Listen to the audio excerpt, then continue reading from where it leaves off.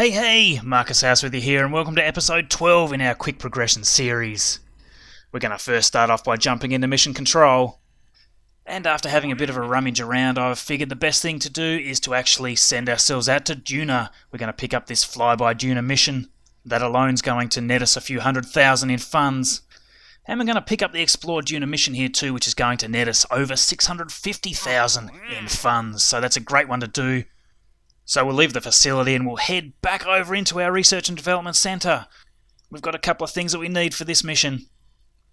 Just going to select the propulsion systems. And in particular, we want the Spark liquid fuel engine. This little tiny engine's going to serve us quite well. And that's because, again, we're going to build a probe for this first Duna mission. So we'll research that for our 90 science points and $8,500 in funds. And that's actually all we need for the moment. So we'll just leave R&D and we'll head off to our vehicle assembly building. And we're going to start creating our very first Duna craft, which is going to serve us very well for this first mission. We're going to start off first by creating our first hex core unit. And as you'll see, this first part's going to be our Duna lander. Just going to grab a battery, stick that on there. Communitron antenna, pop that on. And we're just going to need a fairly small fuel tank for this lander. The very small FLT 100 fuel tank should do us nicely. We only need a very small fuel tank for this Spark engine that we've just unlocked from the Research and Development Centre. Now this engine is extremely light at only 0.1 tonne, and it actually has a pretty good ISP both in the atmosphere and in a vacuum. We'll just pop on our seismic accelerometer there. Thermometer, pop that on. We're just going to grab the small science units here. Let's move that across a little bit. There we go. And the barometer unit as well. So of course we're going to need some power for this lander, so we'll grab some solar panels there. The same ones as last time, the 1x6s, so we'll pop 2 of those on either side. So the setup of this probe is a little similar to what we'd set up in the last episode. Now that's largely all the weight we actually need on this lander almost, and it's going to have a delta V of around 1600. That's going to be more than enough to come in and land on Duna once we're actually at that location. We'll just pop on a small decoupler there. Again, if you ever want to calculate delta V, you can do that manually. I've done a video on it here which I'll link. Also, of course, you can use a mod like Kerbal Engineer or MechJeb. We're going to grab another battery, pop that underneath. We're going to make a second one of these now, so we're going to grab another hex core unit, pop that underneath. We're going to try to mirror this slightly with what we've got on the top stage, except we're going to have a much bigger fuel tank on this one. So we'll pop on a few more solar panels, and this time we're going to make them open up in the opposite direction so that we can actually obtain sunlight from both sides at the same time. So we'll just pop on another accelerometer on the opposite side, another thermometer, and our barometer.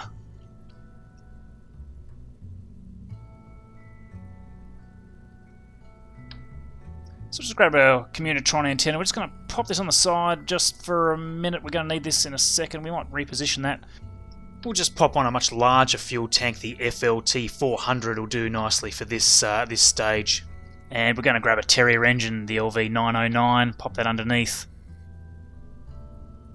I'm just going to move the antenna just underneath here. It looks a little bit better than poking out to the side. Now this stage is actually for orbiting around Duna and also for landing on Ike and getting science around Ike.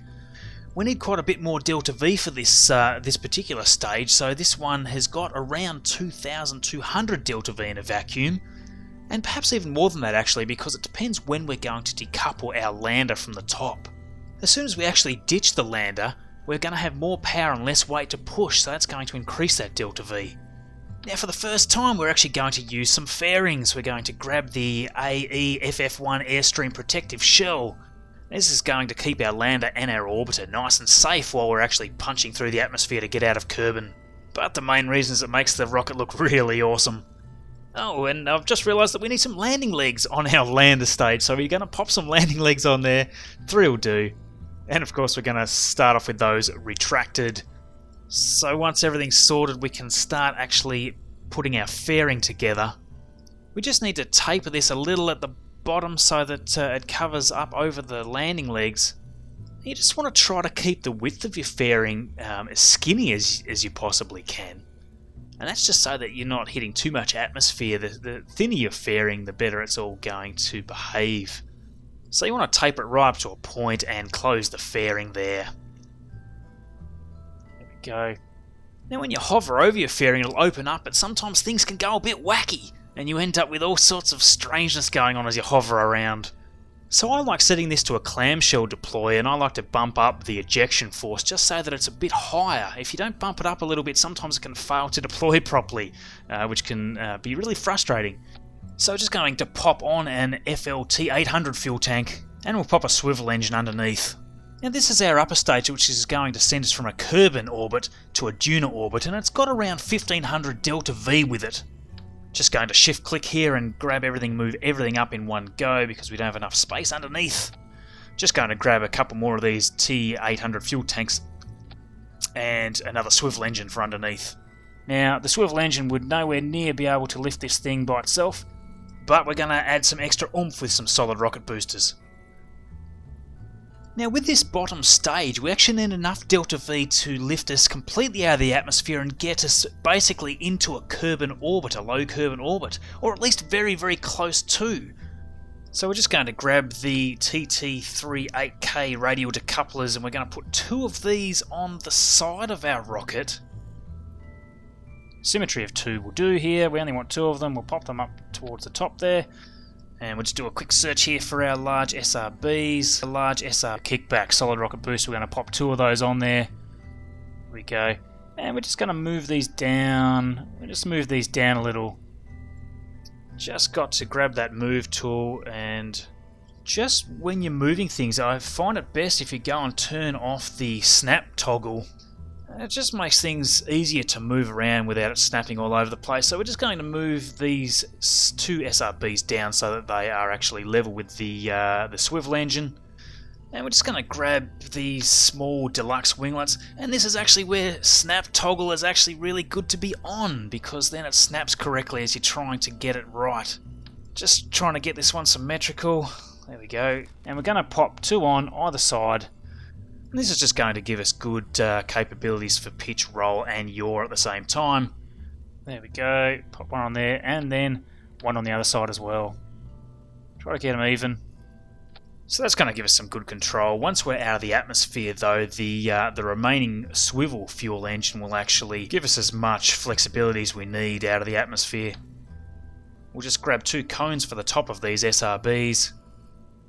There we go. Now we're just going to grab some struts to keep this thing stable. We're going to attach them to the top of the cones. And it seems a little bit strange, but we're actually going to feed them through the fairing just to keep things more stable. In real life this wouldn't work, of course, but we can't attach them. For some reason we can't attach them too easily from the solid rocket boosters themselves. It just doesn't seem to anchor properly, so we're grabbing it from the top of the nose cone instead. So we're going to whack 1 on this side and 1 on the other side. Now because we're doing these in symmetry 2, they're actually popping over on the opposite sides, so we've actually covered all 4 there in one go. So we'll give this a new name. Mission 12. And of course it's our first Duna mission. So we just need to rearrange things a bit. We want our all 3 of our engines down the bottom to fire at the same time. Decoupler needs to go next, of course, and then we want to ditch our fairings. Then decouple, fire, decouple, fire, decouple, fire. Most of the time the default stacking is correct, but sometimes it gets itself confused. So that was almost right, just needed a few tweaks. So we're just going to move a few of these science instruments up the top. I've just realised we forgot something. We need parachutes on this top thing. We're not going to land very well without chutes, so we're going to pop on 4 MK12R radial mount rogue chutes. Because the atmosphere in Duna is so low, we actually need 4 of them just to give us a chance to slow. So we're just going to drag our parachutes to the very top of our stage stack. Just setting up action groups for our solar panels. You just sort of have to be able to grab them from underneath the fairing. They're a bit tricky to select underneath, they kind of get a bit confused and they disappear. We're going to toggle them all in our abort mode there so that we can easily toggle them even though we don't have our custom action controls unlocked yet. So we'll just close that off and we'll save that and we'll leave here for the moment. What we now need to do is make sure that we're actually launching at a time when both Kerbin and Duna are aligned in just a way that allows us to make a fairly efficient transfer from between the two bodies. Now scroll right out here so that we can see Duna and Kerbin together. So Kerbin actually needs to be a bit further forward to actually make this transfer effective. So it needs to be about here somewhere before this is really going to work correctly. So we're going to time warp. You'll see in the top corner there, we're currently sitting at year 1, day 167.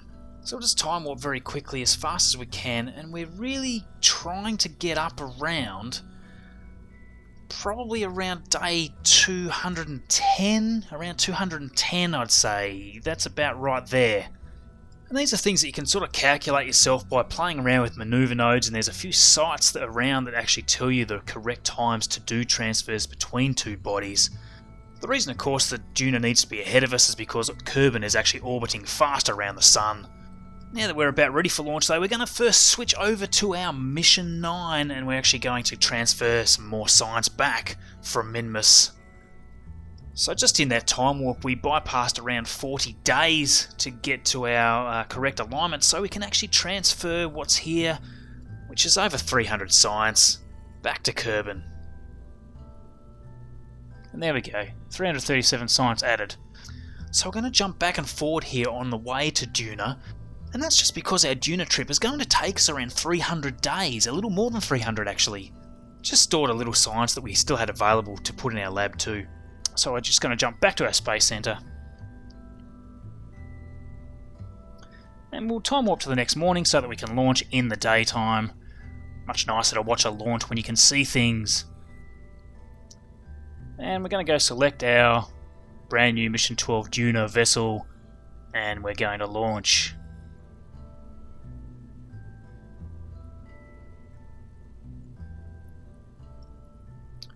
So there we are with our new rocket sitting on the pad there, looking very nice there against the Kerbal Space Center.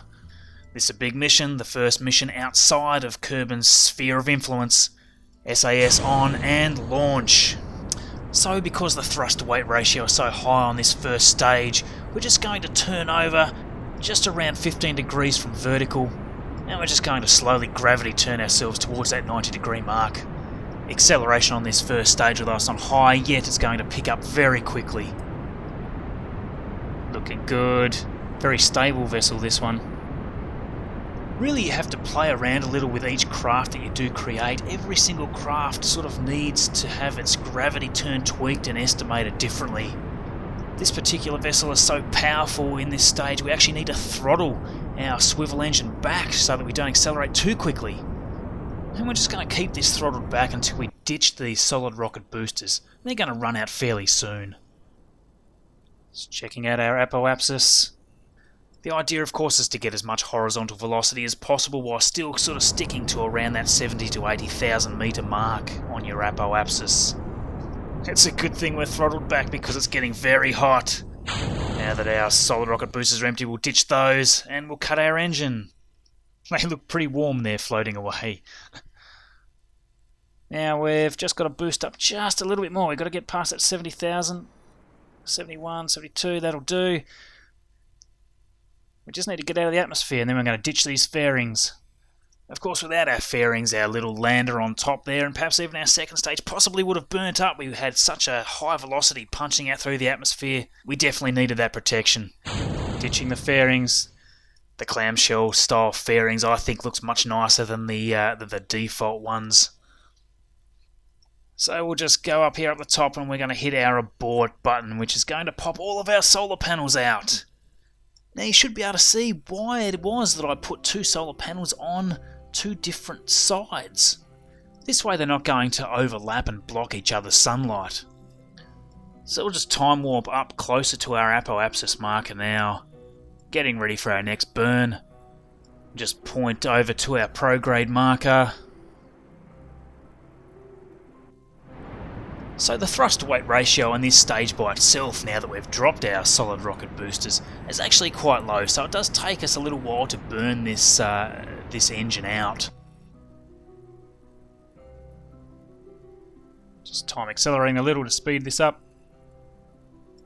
So this core stage, along with our solid rocket boosters, have basically given us enough to get just shy of orbital speed. It's going to get us to up around 2,100 meters per second by the looks of this.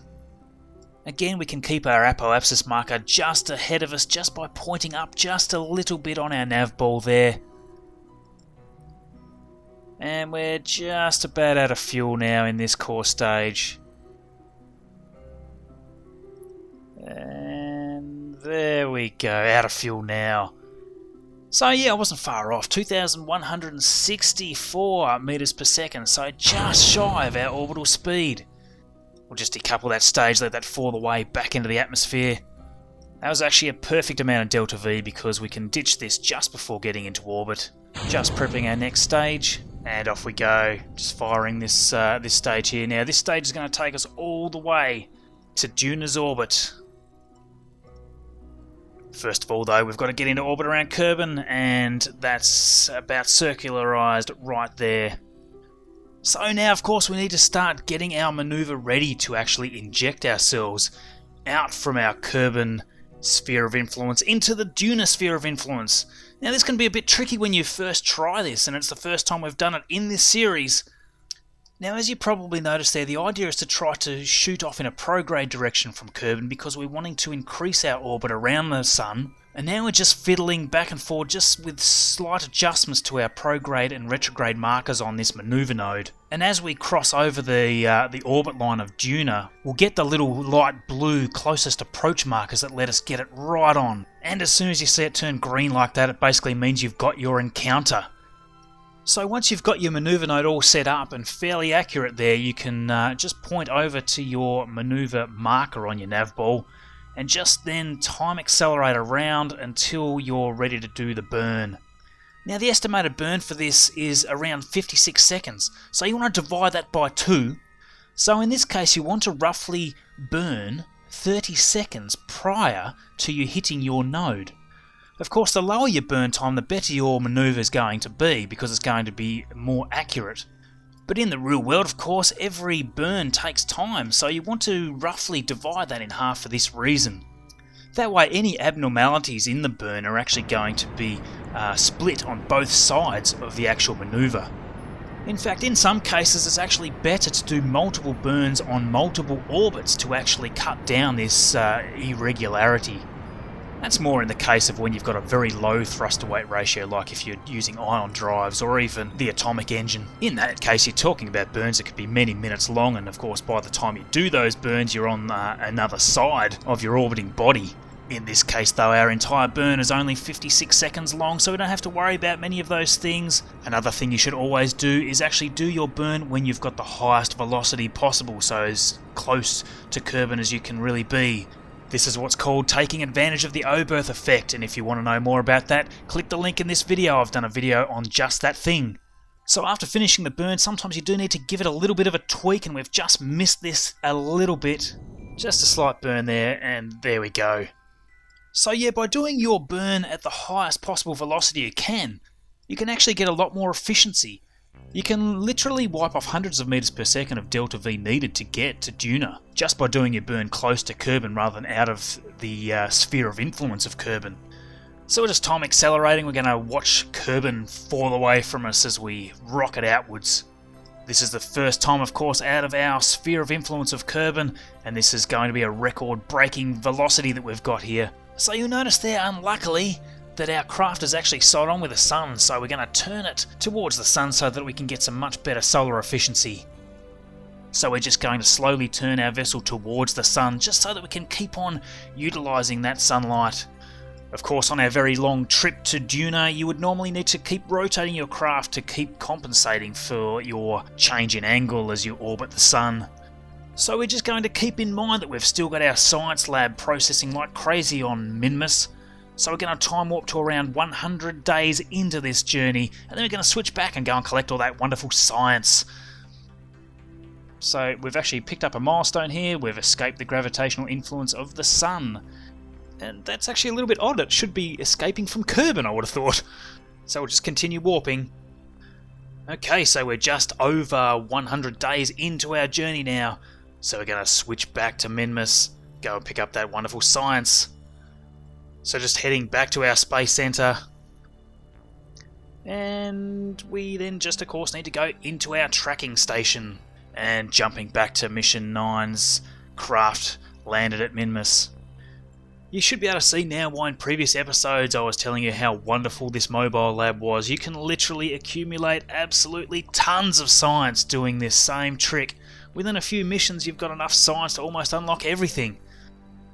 In fact, at this stage of the game, you actually struggle a little bit more with the funding needed to unlock those building upgrades that are very handy to progress in the game. So because we've actually processed quite a bit of science, we can actually load up our science lab with a little more data. So there's a 186 slot there, and that's just going to make our processing go a little bit quicker. So we'll head back now, back to our current mission, heading towards Duna. Now, just coincidentally, we're right at our ascending node. Now luckily Duna and Kerbin are actually on the same inclination pretty much, so there's not usually much of an inclination change you need to do. But first we're just fixing our orbit. We wasn't quite entering Duna's sphere of influence. So we're just doing some very, very tiny burns in different directions here just to see if we can get ourselves as close as possible to basically hit Duna. Whoa, too fast. I had time warp on when I was doing that burn. How about we go back the other way? Back we go. Oh, jeez. The problem is at this far out, just a slight adjustment in your velocity makes a huge difference. That's probably close enough for the moment. We're just going. We want to actually hit Duna, and again, that's really because we want to leave some of our space junk on Duna's surface. So we're going to speed this up. We're going to time warp to 200 days. We're going to jump back to Kerbin, back to the tracking station, and again transmitting all that wonderful science accumulated in that last 100 days. Back to the Space Center again, and back to our satellite, back to Duna. So we're just now coming up to our final approach, just to the last 100 or so days. We just basically want to time warp until we're just at the edge of the sphere of influence of Duna. And once we get there, we've basically got the capability of doing much more precise adjustments to bring ourselves in correctly. And we're just going to adjust our orbit from this far out. We can just do a slight adjustment, get ourselves to impact. So we're just going to add a quick maneuver. And of course we want to make sure that we're coming in the same orbital direction as Ike. So we're just trying to set that up now. And the main reason for this, of course, is because we actually want to do some missions on Ike itself. If Ike was orbiting the opposite direction, we'd need much more delta V to intercept and land on Ike. So just fiddling around here with our maneuver nodes just a little, just to see if we can get our inclination basically as close to Ike's inclination as we can on the way in. Oops, other way.